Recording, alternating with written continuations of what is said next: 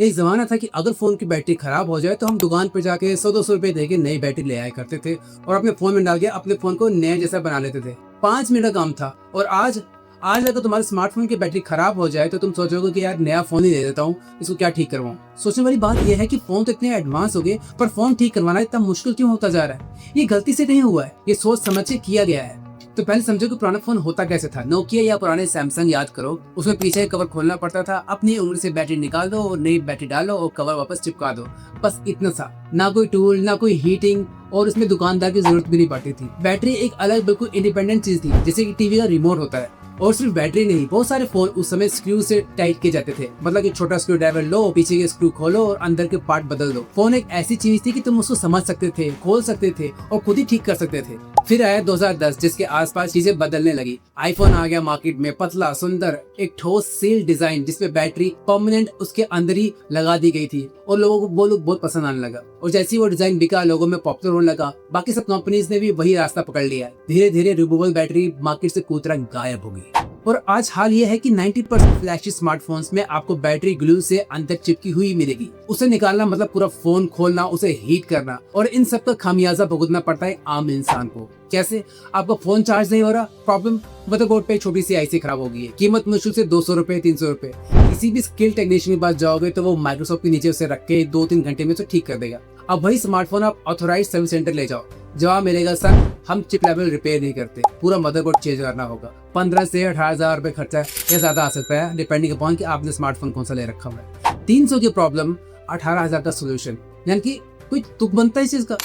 एक काम करो, अगर आपने कभी ऐसा कुछ फेस किया है सर्विस सेंटर में तो कमेंट में लिखना कितने अमाउंट का चूना लगाया आपको सर्विस सेंटर वालों ने। मुझे देखना है कि वीडियोस में कितनी लूट मचती है। अब आता है अपनी वीडियो पे दोबारा। जैसे ही अगर आपका स्मार्टफोन खराब हो जाता है और उसको आप सर्विस सेंटर ले जाओगे तो आपको जो स्मार्टफोन का सर्विस सेंटर है वो आपको बोलेगा भाई इसमें 18,000, 20,000, 15,000 ऐसे खर्चा आएगा, या भी ज्यादा भी आ सकता है। तो आपका अगला स्टेप क्या होगा? हम सब वही करते हैं, हम बोलेंगे भाई रहने दो, मैं अपने नुक्कड़ वाले किसी भैया से ठीक करवा लूंगा, यही होता है। लेकिन अब नुक्कड़ वाले भैया की हालत भी सुनो। इंडिया में हर गली में एक रिपेयर शॉप है, लाखों फैमिलीज इसी होने से चलती हैं। लेकिन स्मार्टफोन ब्रांड्स ने भी धीरे धीरे इनको सिस्टम से बाहर निकालना शुरू कर दिया है। जेन्युइन स्पेयर पार्ट्स मिलेंगे नहीं, या फिर डायग्नोस्टिक टूल्स जो है वो इनको अवेलेबल नहीं होंगे। तो जो रिपेयर करने वाले भैया आपके नुक्कड़ में, उनके पास रहते हैं 2 ऑप्शंस। या तो वो कस्टमर से बोले भैया ओरिजिनल पार्ट मिलता नहीं है, डुप्लीकेट लगा लो, या फिर बोले भैया ये मुझसे रिपेयर होगा नहीं, सर्विस सेंटर जाओ, और अपने कस्टमर का ट्रस्ट खो दो। दोनों में ही हार जो है उसी लोकल टेक्नीशियन की है जो आपके आसपास है। और इसी तरह से ब्रांड अपना कंपटीशन खत्म करती जा रही है। और जब मार्केट में रिपेयरिंग का कंपटीशन ही नहीं होगा तो सर्विस सेंटर का रेट कार्ड बन जाएगा कानून। उन्हें पता है कि आप जाओगे कहाँ। तो आपके पास 2 रास्ते बचते हैं, या तो आप अपने स्मार्टफोन को अपने सर्विस सेंटर ले जाके अपने कलेजे पत्थर रख के उसको ठीक करवा लो, या तो फिर एक नया फोन EMI पे दोबारा ले लो, महंगा चमचमाता हुआ। यानी फिर से वही लूप, नया फोन लिया, खराब हुआ, ठीक करवाया, नहीं चला, नया फोन लिया। अब सवाल ये है कि कंपनी ऐसा करती क्यों है? तो जो कारण वो बताती है वो ये है कि उन्हें अपना फोन पतला रखना है, उन्हें वाटर प्रूफिंग करनी है फोन की, और फोन को पतला और वाटर रेजिस्टेंस बनाने के लिए उसके अंदर की चीजों को एक दूसरे से चिपका दिया जाता है, ताकि ना ज्यादा जगह बर्बाद हो और ना पानी उसके अंदर घुस पाए।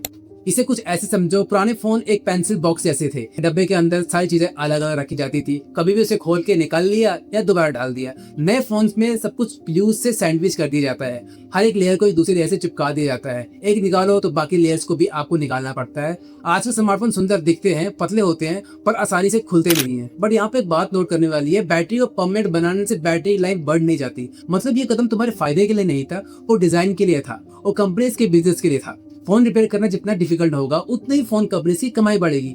देखो, अगर स्पेयर पार्ट मार्केट में अवेलेबल ही नहीं होंगे और वो खाली सर्विस सेंटर में मिलेंगे तो आपको इवेंचुअली या तो आपको नया फोन लेना पड़ेगा या तो आपको पुराना फोन ठीक करवाना पड़ेगा, वो भी हाई प्राइसेस में। रिसेंटली मेरा OnePlus 11 की डिस्प्ले खराब हो गई और जब मैं उसको सर्विस सेंटर ले गया तो उन्होंने मेरे से 25,000 रुपए मांगे उस डिस्प्ले को ठीक करने के लिए। और मैं उनको देखे बिल्कुल शौक था। मैंने उनसे कहा कि 25,000 में तो नया फोन आ जाएगा, मैं इसको ठीक क्यों करवाऊं। और यहीं से मुझे एक बात समझ आई कि अगर स्मार्टफोन आसानी से ठीक ही नहीं होगा तो होगा क्या? तुम नया फोन खरीदोगे और कंपनीज के लिए नुकसान नहीं है, ये कमाई का एक जरिया है। देखो कैसे, बहुत सी कंपनी बैटरीज अलग से बेचती ही नहीं है, वो बैटरी को पूरी स्क्रीन के साथ बंडल करके बेचती है। मतलब सिर्फ बैटरी बदलने जाओगे तो तुम्हें पूरी स्क्रीन के पैसे देने पड़ेंगे। सर्विस सेंटर में रिपेयरिंग कॉस्ट इतनी महंगी लगती है कि तुम्हें नया फोन सस्ता लगने लगता है। और ऊपर से ग्लू का चक्कर, आपके स्मार्टफोन में बैटरी इतनी मजबूत चिपकाई होती है कि बिना उसको हॉट गन से हीट किए आप निकाल नहीं सकते। और लिथियम आयन बैटरी है तो ज्यादा हीट दे दी है, जोर लगा दी तो उसके फटने के चांसेस भी होते हैं। आम आदमी घर पे रिपेयर करने की बस की बात तो रही नहीं स्मार्टफोन। और सबसे गहरी बात यह है कि दुनिया के 10 में से 7 ब्रांड उन ऑर्गेनाइजेशन का हिस्सा है जो राइट टू रिपेयर के खिलाफ खिलाफ लड़ती है। मतलब तुम्हारा फोन मुश्किल से ठीक हो ये डिजाइन की मजबूरी नहीं है, कुछ हद तक सोची समझी रणनीति है। और इसे एक नाम भी मिला है, इसे कहते हैं प्लान्ड ऑब्सोलेसेंस। चीजों को जानबूझकर ऐसा बनाया जाए कि वो टाइम से पहले ही बेकार हो जाए। तो अब लोगों ने शोर मचाना शुरू कर दिया है और सरकारें जाग रही हैं कि अब वो फ्यूचर को चेंज कर सके। पहले यूरोप में चलते हैं, क्योंकि वहाँ ये फ्यूचर की बात नहीं है, आज की बात है। जून 2025 में यूरोपियन यूनियन ने एक नया रूल लागू किया कि हर फोन के साथ में एक लेबल आएगा, जैसे कि हमारे फ्रिज में आता है जिसमें 3 स्टार 4 स्टार लिखा होता है, वैसे ही बिल्कुल इसमें फोन की रिपेयरबिलिटी और उसकी बैटरी लाइफ कितनी होगी ये सब लिखा जाएगा। और मतलब खरीदने से पहले कस्टमर को उसकी बैटरी लाइफ के बारे में और स्मार्टफोन की रिपेयरबिलिटी कहाँ तक हो सकती है ये सब उसमें मेंशन होगा। और इसके अलावा कुछ और रूल्स भी उन लोगों ने इम्प्लीमेंट किए कि मोबाइल कंपनीज को अपने फोन के स्पेयर पार्ट 7 साल तक अवेलेबल रखने पड़ेंगे। मतलब अगर आपने कोई स्मार्टफोन 2026 में लिया है तो उसके स्पेयर पार्ट्स की अवेलेबिलिटी 2033 तक होनी चाहिए, वो लीगली कंपलसरी है। और सॉफ्टवेयर अपडेट्स की बात करें तो कम से कम 5 साल तक आपको मिलने ही मिलने चाहिए।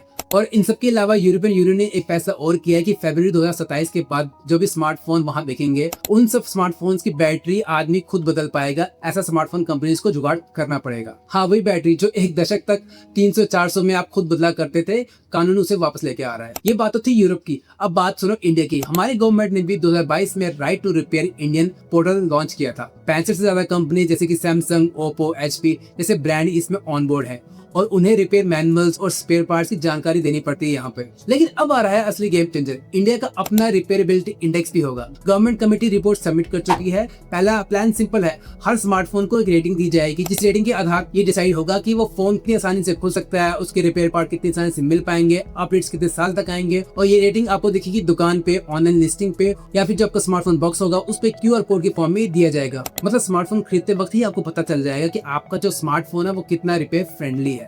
और ये सब डिमांड्स हवा में नहीं आई है। नेशनल कंज्यूमर हेल्पलाइन पे मोबाइल रिपेयर की कंप्लेंट्स का नंबर सुनो तो आपके होश उड़ जाएंगे। हर दिन 60 से ज्यादा लोग रिपेयर की शिकायत करते हैं और ये नंबर हर साल बढ़ते जा रहे हैं। आवाज उठ रही है और अब लग रहा है कि पहली बार सिस्टम भी सुन रहा है। तो असली सच ये है कि तुम्हारा फोन इससे ठीक करना मुश्किल नहीं है कि टेक्नोलॉजी बहुत एडवांस हो गई है, वो इसलिए मुश्किल है क्योंकि उसे मुश्किल बनाया गया है। जो चीज कभी तुम 5 मिनट में खुद ही ठीक कर लिया करते थे, आज उसको एक बंद डब्बे के अंदर चिपका के तुम्हें दिया जाता है। तो दोस्तों पूरी कहानी या निचड़ ये है कि जब आप 50,000 या 70,000 देते हो तो उस फोन के मालिक आप हो। उसे रिपेयर करवाना है, किससे करवाना है, ये डिसीजन आपका होना चाहिए, ना कि किसी ऑफिस में बैठे CEO का। लेकिन याद रखना कि इसलिए हो रहा है क्योंकि लोग आवाज उठा रहे हैं, सवाल पूछ रहे हैं, वीडियोस बना रहे हैं, कंप्लेंट की जा रही है, प्रेशर बनाया जा रहा है। एप्पल जैसी कंपनीज को झुकना पड़ रहा है यूरोप के अंदर। तो अब आपकी बारी है। एक सवाल, क्या आप अपना नेक्स्ट स्मार्टफोन खरीदते वक्त उस पर रिपेयरबिलिटी रेटिंग चाहते हो या नहीं? हाँ या ना में जवाब देना। कमेंट सेक्शन आपका है।